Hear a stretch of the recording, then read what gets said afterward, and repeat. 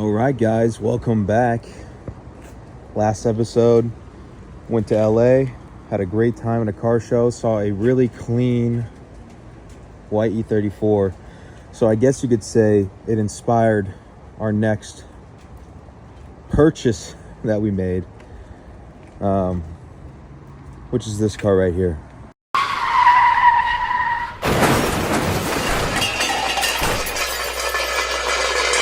Das ist gut. Now, I happen to be here locally, so that was a plus. But it's a 91 525i automatic, really clean. Paint is fantastic. Interior is flawless. It's definitely one of the nicest we've ever had. And for the price, honestly, can't complain. I mean, look at this interior. I know it's beige, not everybody's cup of tea, but even if you don't like this color interior, you can at least admit, like, damn, this is clean. All the windows work, sunroof works, everything works. Got it for a really low price.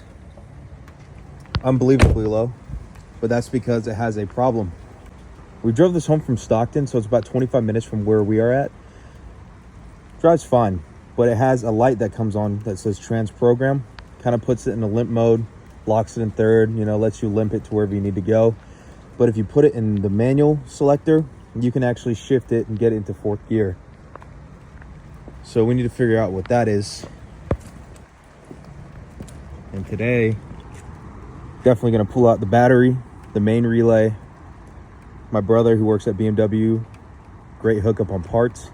So we're going to get those taken care of and see if that makes any difference.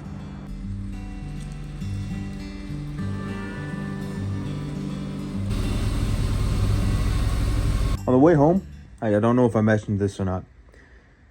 It was perfectly fine. Driving great. Of course, the light came on too, but we were getting it home.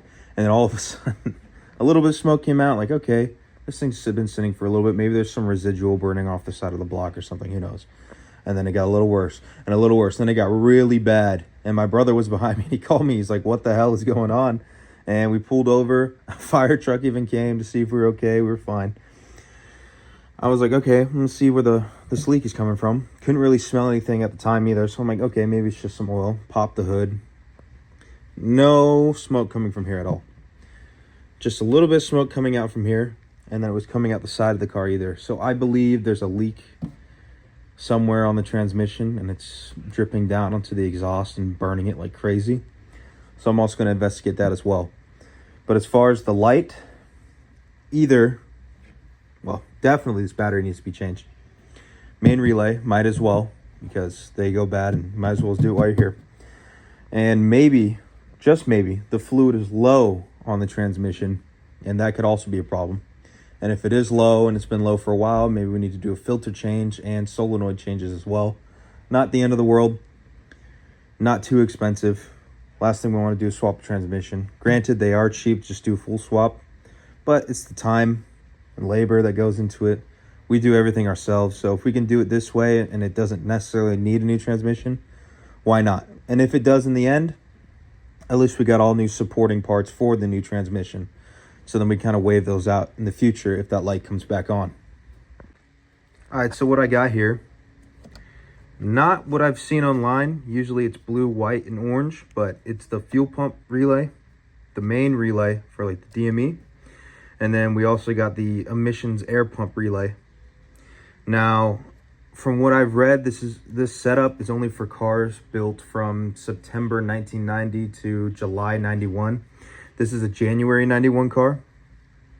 So I am not sure if these two need to be switched, and that's our problem, as well as the battery. But I'm going to pull them off, see if they have the same part numbers, and we'll go from there. All right, I guess the colors don't matter too much, because I'm basing off the prongs. As you can see, this is a 5-prong, and this blue one is a 4. And as you can see in here, there's only 4 and there's 5. So I think we're gonna need to go ahead and order a new main relay. All right, guys, here's where I'm at. All right, the main relay and the fuse pump relay, I don't know what's going on. Switched around in this car, not like anything I read online. but it's fine. We'll get new ones, take care of that.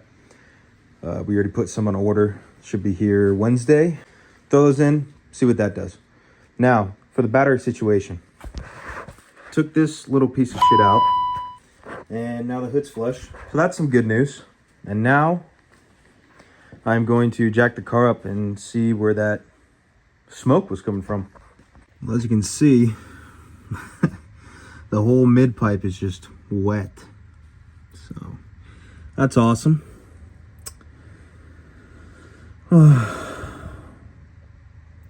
Let's just investigate some more, huh?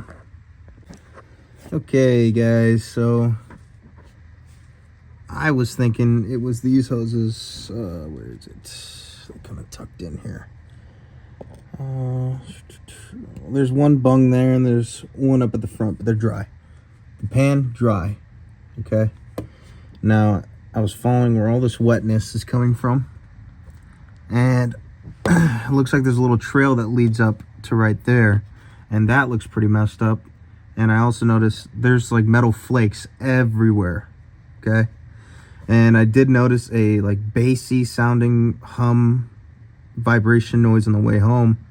And I'm thinking, did that seal fail? And now it's just metal on metal and it just completely fucked it up and we need a new trans, or not too sure. Gonna look into that a little more, but that's what I'm thinking this whole mess of oil and trans fluid coming out is. So that's awesome. But if it's as straightforward as just swapping a trans, not the end of the world. Just some work.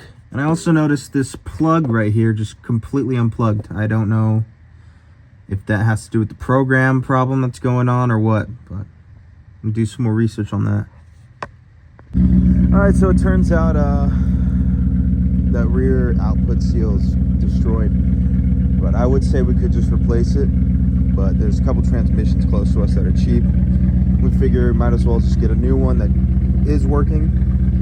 Just reseal that, new filter, new solenoids, get everything out of the way and just throw it in this one and she'll be ready to go. So, I'm gonna pull it out. Not gonna film too much, but I'll give you guys updates. All right, guys, I got my tools laid out, looking all nice, everything ready to go. Definitely recommend doing this. I don't know how many years I spent just looking through my toolbox and bags and be like, hey, give me this. And they're like, what the hell is that? But now I got them all laid out, so now there's no questions and we can get this done as efficiently as possible. So next step is to get this thing up in the air as high as I can. I'm gonna use some of the thousands of spare BMW wheels we got in the backyard to put this thing up, and should give us plenty of room to drop the transmission out of it. Okay, guys, you can see, got the exhaust off. That's step 1.5. The first half is just draining the fluid out and then taking the exhaust off. Now, the way I like to do it, I like to disconnect the Guibo next and then start taking off the mounts. So the rear mount and the front mount on this E34 will come off after the Guibo. And then once these two mounts are off, have a jack under this pan and slowly lower it, and that way I can get access to all the top bell housing bolts and start taking off the bottom ones as well. But I might have to take off this foam piece here to get better access. But this is where we're at.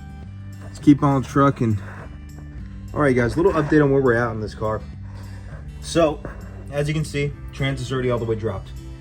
I got a little carried away, just went straight for business, had my brother and my girlfriend help out. We got it down. So turns out the output shaft completely gone.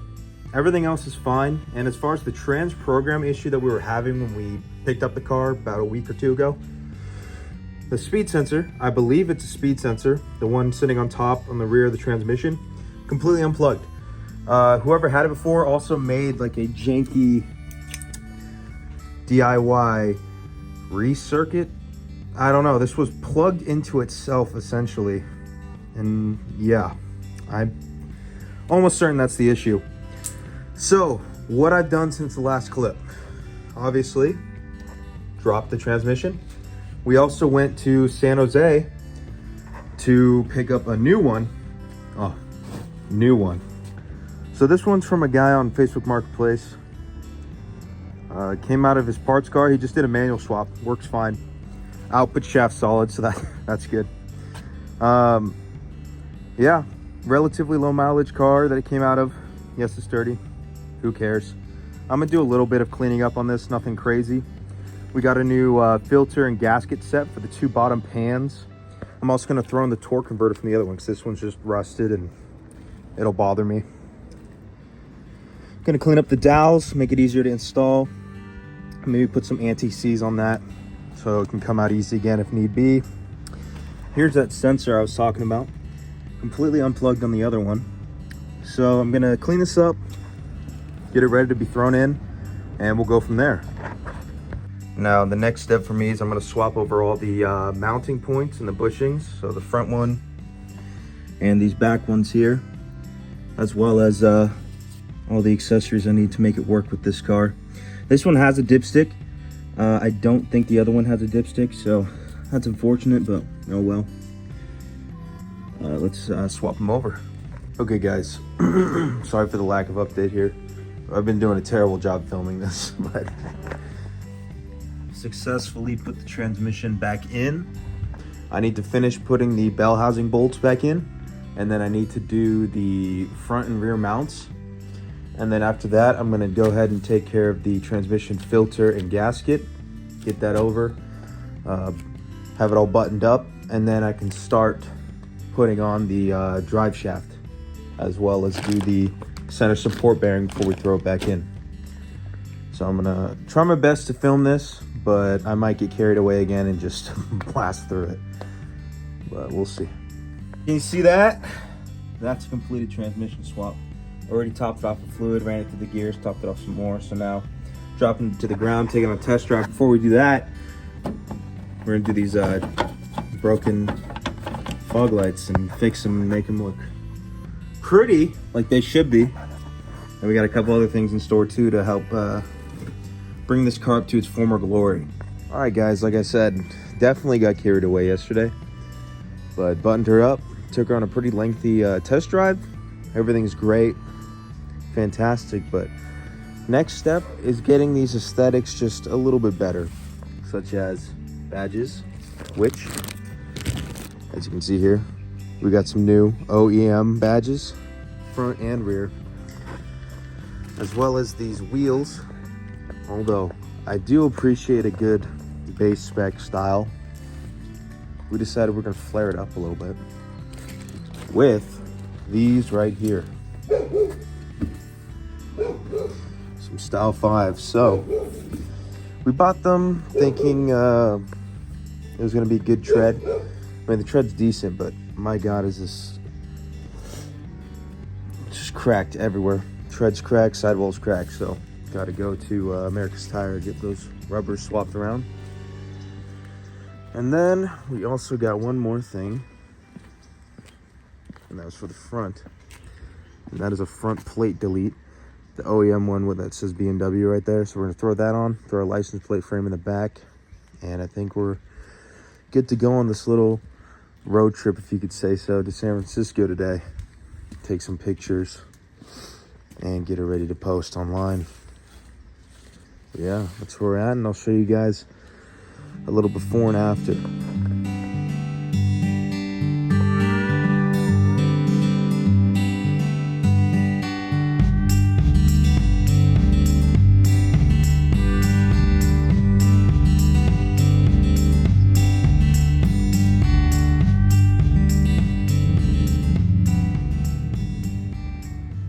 Okay guys, as you can see here, really didn't do too much to spruce this car up. New badges, redid the center covers, got to redo the wheels, but we'll get to that. Continue around. New badge in the rear, new transmission, new, but a working one. And now next steps for this thing, honestly, is going to be a clay bar cut and polish, and then ceramic coat as well. Probably going to redo the trim as well with some SEM, get some OEM headlights, and she'll be good to go. That'll wrap it up for this video. Sorry for the lack of clips, just got carried away pretty much through the whole thing. But until next time, we'll see you guys. Thanks for watching.